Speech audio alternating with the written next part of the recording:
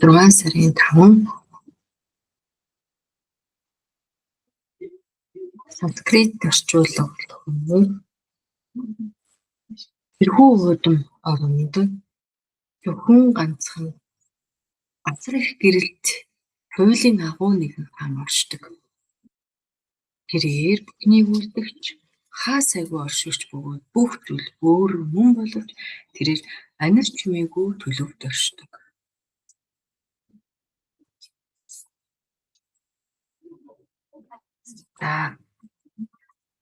Хаан гэж хэлээд байгаа нь болохоор яг жинхэнэ би өөрөө жинхэнэ атмаа дээд ухамсар гэж хэлээд байгаа.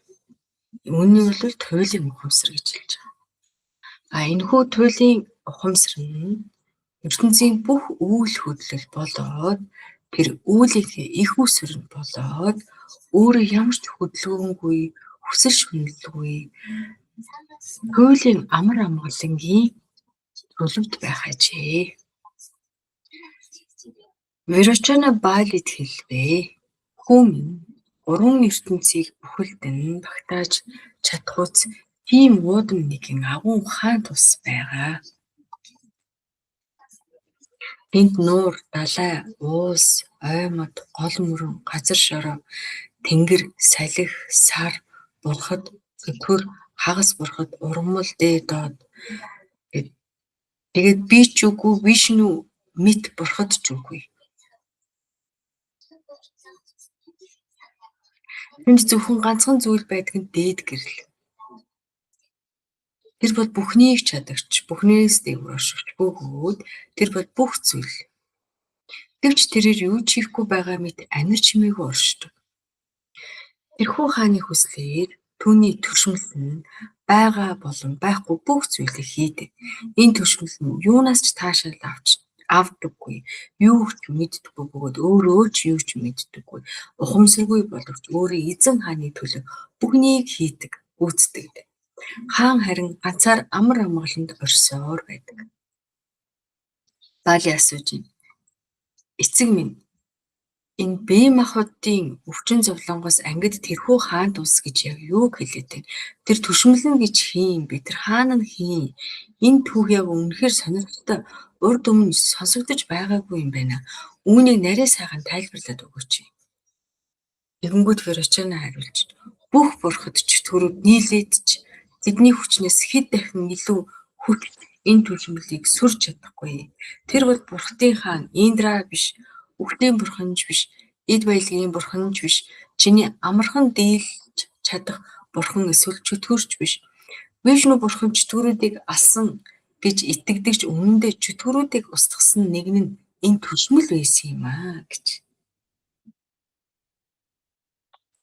Үнэндээ Вишну мэд бурхад ч түүнд дийлдэж энэ ертөнцид төрөл авсан.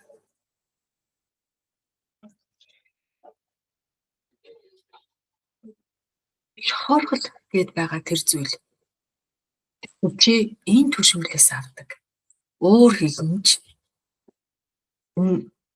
чи бас түүнээс авдаг. Сайн ба муугийн хоорондох тасралтгүй зөрчил нь түүний хүсэл зоригоор болдог. Тэгэхээр тэр хүмүүс гэж яг юу хэлээд байгаа юм бэ?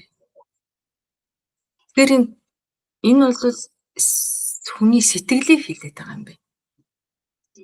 Сэтгэл бол энэ ертөнцийн хамгийн хүчрхэг, хамгийн нууцлаг хүч гэдгийг болвол онцлдог. Тэгэхээр энэ төшмөлийн талаарх ингээд тайлбар нь үргэлжилж байна. Сэтгэл бол бүх хүчний их үсэр. Шүүх, цагдаа, хаад, ноёд тэрч байтугай бурхад хүртэл сэтгэлийн мэргэшэл байдаг гэж өгүүлдэг. Учир нь Индра гэдэг нь болохоор мэдрэхүүн хаан юм байна. Бидний мэдрэхүү бүхэн сэтгэлээр дамжиж мэдрэгддэг. Сэтгэл байхгүй бол нүд харж байгаач тархинд дүрс буухгүй. Вишну төрөл авсан нь гэгэрсэн төрөлтнүүд эсвэл бурхтын хувилгаан дөрүүд төрөл нь ядгүйхээр Яг энэ төрлийг авах нь ч гэсэндээ сэтгэлийн хүсэл зориг эсвэл одоо сэтэл одоо бидний нөгөө нэг сан калба гэж яриаддаг. Үүнээс үүдэлтэй байдаг. Сэтгэл гэдэг тэрхүү долгион байхгүй бол би ч ертөнцид ямар ч илрэл байхгүй юм байна. Тэр сэтгэл бол чөтгөрүүдийг устгагч. Хоёр дахь том ойлголт нь. Вишну бол чөтгөрийг алсан гэдэг нь бэлэгдэлтүүд юм байна. Чөтгөрүүд бол гадна оршдоггүй. Харин бидний дотор сүрэг хандлагууд уур, шанал, атаа, осол эдгээр юм. Эдгээр сүрэг талуудыг зөвхөн сэтгэл өөрөө л ухамсарлаж, өөрөө л засаж чадна. Сэтгэл хизээч сэрж эхлэн тэр цагт л доторх харахгүй арилдаг. За 3 дахь том ойлголт сэтгэлийн сайн ба муугийн эхлэл. Тэр шохоорхол болон уур хөлн энэ сэтгэлийн өөр төлөвүүд юм. Хэрв сэтгэл гадагшаа тэмүүлээд ямар нэг зүйлд зууралдаад ах юм бол үүнийг шохоорхол гэж хэлнэ. Тэрхүү хүсэлт нь саад учирвал уур хилэн болоод хуурчдаг юм байна. Сайн ба муугийн тулаан гэдэг нь бидний дотоод сэтгэлийн зөрчил юм байна.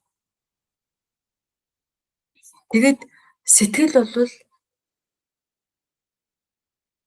иш татаж хэлсэн үг. Сэтгэл бол маш сайн зарцсан гэвч маш аюултай эзэн юм гэж. За энэ төшмөл буюу бид нар сэтгэл гэж сая энэ төшмөлийн тухай тайлбарыг бид нар сая сонслоо. Тэгэхээр энэ төшмөлийг зөвхөн өөрийнх нь эзэн хаан л дийлж чадна. Өөр хинч чадахгүй. Цаг нь болоход хааны зүрх сэтгэл тийм хүсэл төрөхөд тэр төшмөл амархан дийлдэнэ. Тэр бол 3 ертөнцийн хамгийн хүчрхэг бөгөөд 3 ертөнц гэдэг бол түүний ердөөл нэг амьсгал. Хэрвээ чи түүнийг байлдан дагуулж чадвал чи жинхэнэ баатар болно. Баатар мөн. Төшмөл эсрэг гэхэд 3 ертөнц наран мандахад бадамжийнхаа цэцэг дэлгэрэх мэт илэрдэг. Түүнийг амархад 3 ертөнц нойрсон.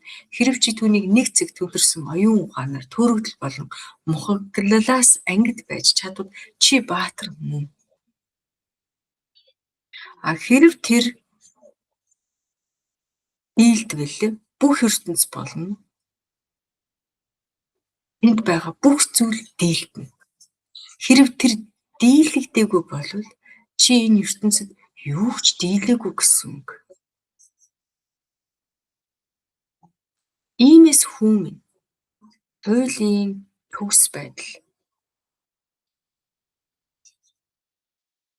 болон мөнхийн ад жаргалд хүрэхийн тулд ямар ч саад бэрхшээл тулгарсан хамаагүй тэрхүү төшмөлийг буюу сэтгэлийг дийлэхийн тулд хамаг хүч чадлаараа хичээх хэрэгтэй гэжээ.